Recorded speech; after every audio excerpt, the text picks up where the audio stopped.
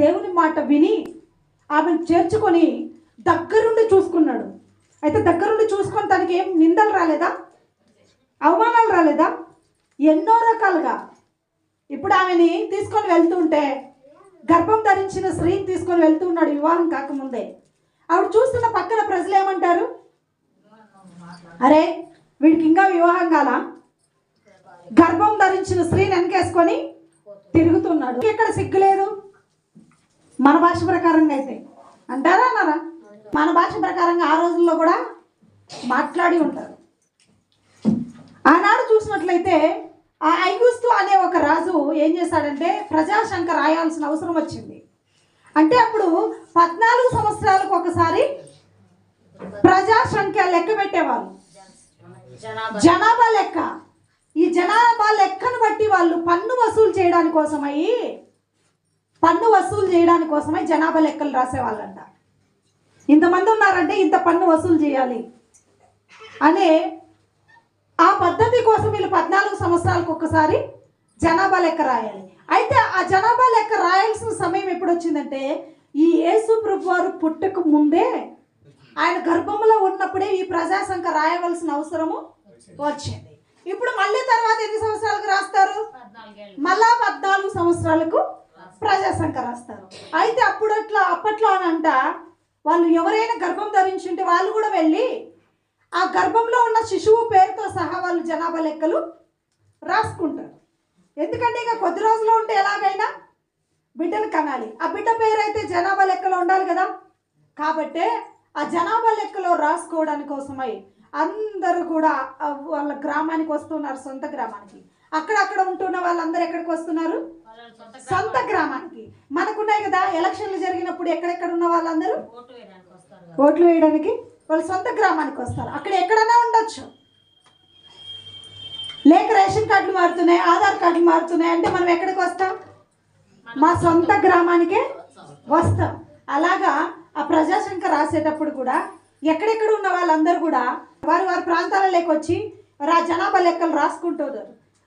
వీళ్ళు ఆ ప్రాంతంలో లేరు కదా, యేసేపు మరియలు కూడా ఆ ప్రాంతంలో లేరు, వీళ్ళు వేరే చోట ఉన్నారు. వేరే చోట ఉన్నారంటే వారి ప్రాంతానికి వాళ్ళు మళ్ళీ వెళ్ళాలంటే దగ్గర కాదు, దూరం. అప్పుడంటే మనకంటే ఇప్పుడు బస్సులు ఉన్నాయి, ట్రైన్లు ఉన్నాయి, అనేక రకాలుగా వాహనాలు ఉన్నాయి మనం బయలుదేరి వెళ్ళడానికి. అప్పుడు కాలంలో వాళ్ళు ఏం చేసేవారు? నడుచుకుంటూ వెళ్ళేవారు. నడచలేని వారు గాడిదల మీద ప్రయాణం చేసేవాళ్ళు. అయితే వీళ్ళు కూడా ఏం చేయాలి? ఇంకా నడుచుకుంటూ వెళ్ళాలి, లేక గాడిద మీద ప్రయాణం చేయాలి. అలాగా వెళ్తున్న సమయాలలో పొలాలలో పనిచేస్తూ ఉంటారు. ఒక గర్భంతో ఉన్న స్త్రీని గాడిద మీద ఎక్కించుకొని వెళ్తూ ఉన్నారు. వారి గ్రామాలలోకి వెళ్ళినప్పుడు ఎవరా ఈయన అని తెలీదా? తెలుస్తుంది. కాబట్టి వీళ్ళు వెళ్తూ ఉన్న సమయాలలో పొలాలలో పనిచేసుకుంటున్నవారు, అరే వీడు ఎవరో కాదు, మన యేసేపు కదా, మన యేసేపుకి ఇంకా వివాహం కాలేదు కదా, అయితే గర్భంతో ఉన్న స్త్రీని తోడుకొని వెళ్తున్నాడు ఏంటి? ఇదేదో నిడ్డూరంగా ఉంది కదా, ఇదేదో ఆశ్చర్యంగా ఉంది కదా, గర్భం ధరించిన స్త్రీని తీసుకొని పోవడం ఏంటి అని అనేక రకాలుగా వాళ్ళని చూసి మాట్లాడి ఉంటారు. కానీ వాళ్ళ మాటలు ఎక్కడ ఆయన ఆలోచన చేశాడా? ఆలోచన చేయలే. చూడండి లూకాసు వార్త 2వ అధ్యాయంలో 2:4 యేసేపు దావీదు వంశంలోను గోత్రంలోను పుట్టినవాడు గనుక తనకు భార్య ప్రదానం చేయబడి గర్భవతి అయి ఉండిన మరియతో కూడా ఆ సంఖ్యలో వ్రాయబడుటకు గలిలయలోనే నజరేతు నుండి యూదయలో బెత్లెహేము అనబడిన దావీదు ఊరికి వెళ్ళెను. దేవుని నామానికి మహిమ కలుగును గాక. ఇప్పుడు మరియను దేవదూత ఎక్కడ మాట్లాడింది? మరియతో మాట్లాడినప్పుడు దేవదూత మరి ఎక్కడున్నది? గలీలియా అనే ప్రాంతంలో నజరేతు అనే గ్రామంలో ఉంది. ఆ గలీలియా నుంచి ఆ నజరేతు అనే గ్రామంలో నుండి యూదయ బెత్లెహేములోకి రావాలంటే మళ్ళీ వీళ్ళు ప్రయాణం చెయ్యాలి.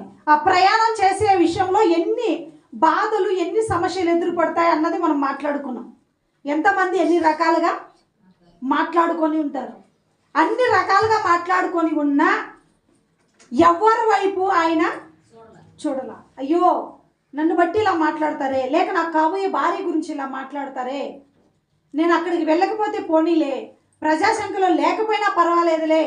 మనమైతే అలాగే అనుకుంటాం కదా, ప్రజాసంఖ్యలో నా పేరు లేకపోయినా పర్వాలా, నేను ఎందుకు అవమానపరచబడాలి, ఎందుకు నాకు నిందలు రావాలి అనుకుంటాం. అయితే యోసేపు ఎక్కడ ఆలోచన చేయాల. ప్రజలు మాట్లాడే మాటలు నేను ఆలోచన చేయకూడదు, ప్రజలు పెట్టే నిందల వైపు నేను ఆలోచన చేయకూడదు. అక్కడ ఆలోచన చేసి నేను ఎక్కడ కృంగిపోకూడదు.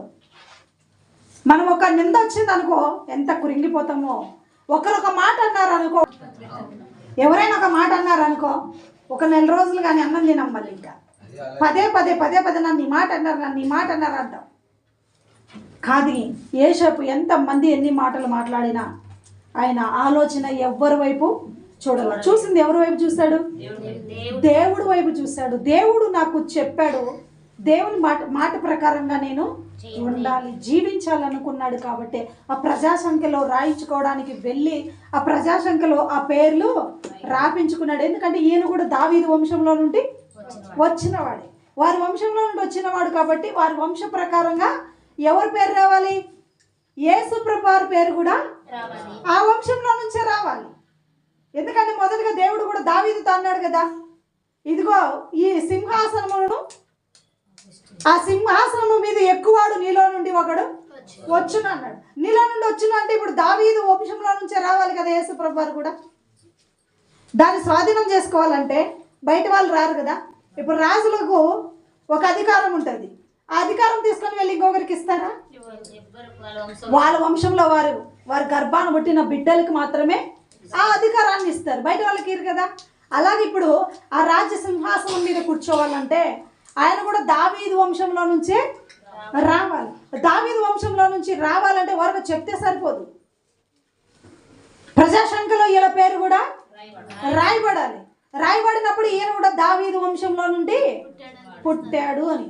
వారు కూడా ప్రజాసంఖ్యలో వారి పేరు ఉన్నట్లయితే ఈయన కూడా దావీదు వంశంలో నుండి వచ్చినవాడు అని తెలియబడ్డానికి కోసమే ఈ ప్రజాసంఖ్యలో ఆ పేరు రాపించుకున్నారు.